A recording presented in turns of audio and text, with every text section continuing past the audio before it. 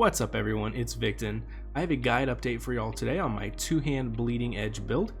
As everyone is well aware, the recent patch did quite a lot of nerfing, and rightfully so, wrecked bleeding edge damage. But fear not, I have made some changes and am clearing 160 in under 5 minutes with the build I got here, and that's without the trial belt.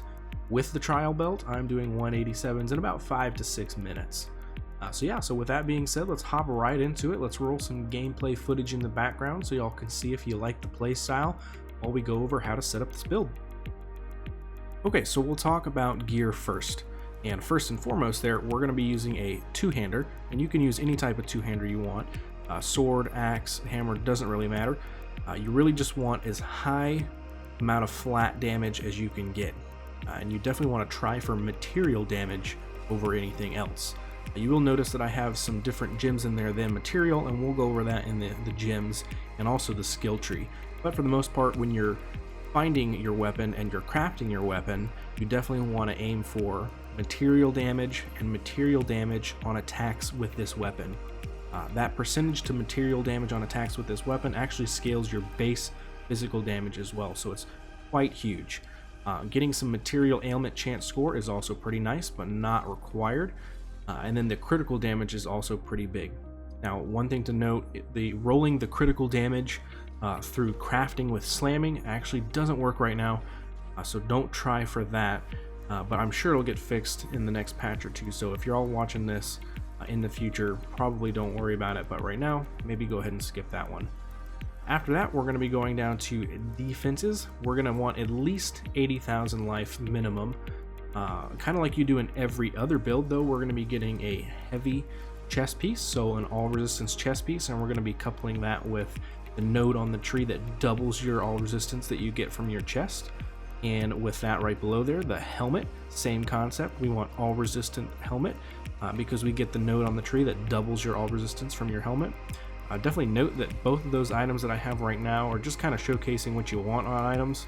They're what I'm using, and they're doing just fine, but they're not that good. A lot of people are having the 1000 resistance chests, and then you can get helmets up to like 500 I've seen, so way better than what I have, but this is working for me.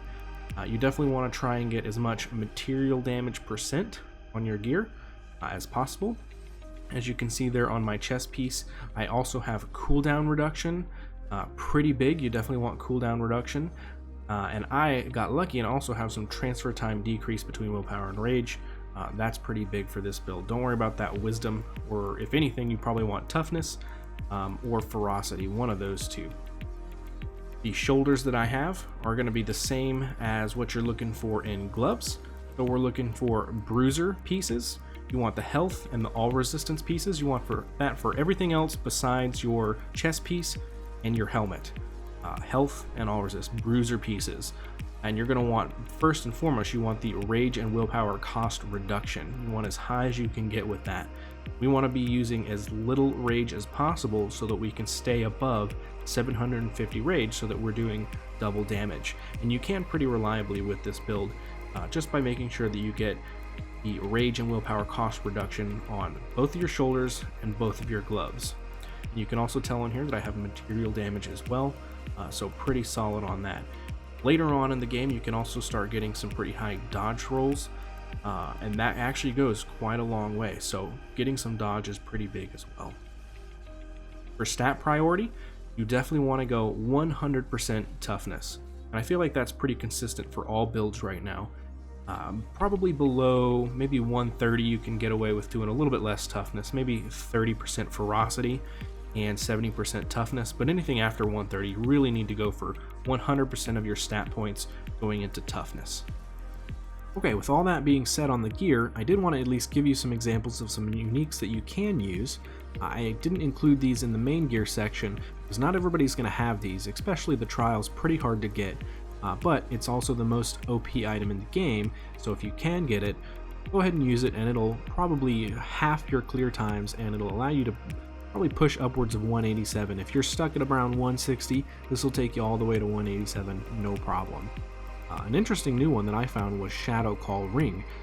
It's basically, if you've played Path of Exile, it's elemental proliferation, but on here it's for ailments, so 17% chance to spread ailments around the target when hit. It's huge, it does an insane amount of damage. Go ahead and equip this if you have it. It's very, very solid. Okay, so let's switch gears here and go ahead and talk about the passive skill tree. Now, I would typically go in order of what I would be getting as I level up, and also showing you all the nodes and kind of in depth, just walking you through everything. But I'm not going to do that this time, just because this is an update video. So if you do want to see that, go ahead and go to my first video that I posted on this build. I will show you briefly the most important nodes here. So this one being in particular the most damage that you're going to get on any build in the entire game right now. You always have to pick this up. I would rush this first.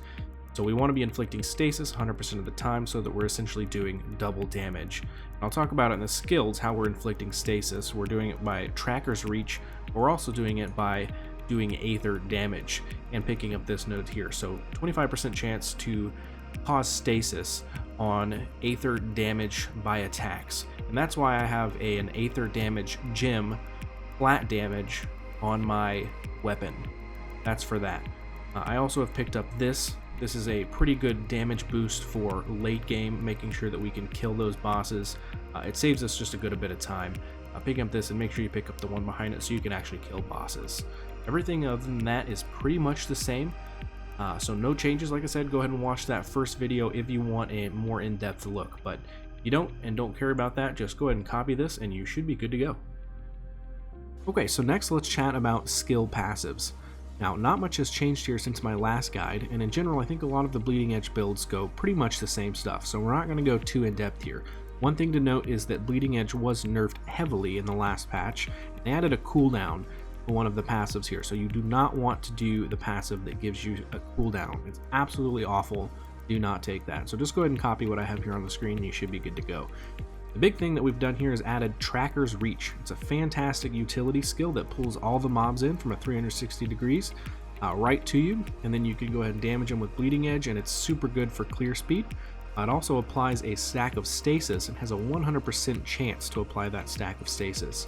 But after you have that stack of stasis applied, it's doing double damage, and every once in a while you want to reapply that Tracker's Reach to your mobs, so keep applying it. I pretty much press it on cooldown just so I can have constant stasis stacks on the mobs. That's pretty much it as far as differences for these skills. So go ahead and just copy what I have here on the screen, and you should be good to go. Okay, lastly, let's talk about gems. Now on my chest, pants, and helmet, we're actually going for block chance. And you want block chance on every single one of your gem slots. Block chance is absolutely huge in the late game. You're going to want to aim for anywhere between 70 and 75%. That's about what I have right now. And if you don't have that, it really hurts the higher you go up. Rings, amulets, and belt, we're going to want transfer time decrease between willpower and rage, pretty much just like any other build out there. Now, the only difference between my build and other builds is on my weapon, I do things a little bit differently. So I use Aether damage on attacks with this weapon. The reason I do that is because on the passive skill tree, I have a node that gives me 25% chance to apply stasis on Aether damage with attacks.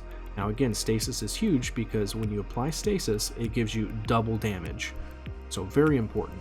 And there's no other way to get Aether damage to attacks outside of a gem on your weapon. I also have sacred damage on attacks with this weapon because again on the passive tree I have that one node that anytime a mob goes under 15% HP it is instantly killed. So very important and a whole lot of damage, and again there's no way for you to get sacred or Aether damage on attacks outside of these gems in your weapon slot. Now for that third offensive slot you are still going to want to go for a material damage flat to attacks. In my case I chose Rend.